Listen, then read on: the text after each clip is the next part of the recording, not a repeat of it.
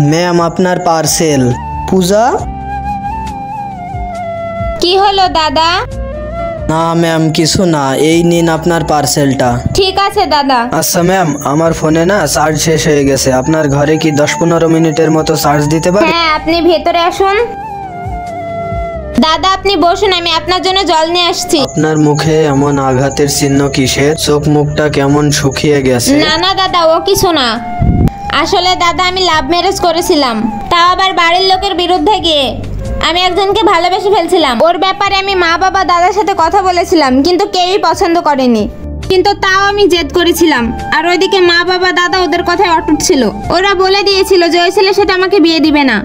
আর তারপর আমি পালিয়ে ওর সাথে এখানে চলে আসি। আপনি আপনার পরিবারের সাথে যোগাযোগ করার চেষ্টা করেননি কেন? দাদা আমি কোন মুখে দেখা করতাম? আমি ওদের মান সম্মান ডুবিয়ে এখানে এসেছি। হ্যালো বাবা। পূজা, কি হয়েছে মা? বাবা প্লিজ আমাকে ক্ষমা করে দাও, প্লিজ আমাকে এখান থেকে নিয়ে যাও। তো বন্ধুরা, অবশেষে মেয়েটি তার বাড়িতে ফিরবে। মেয়েটির জন্য অবশ্যই ভিডিওটিতে একটু লাইক দিয়ে চ্যানেলটি সাবস্ক্রাইব করে দিও।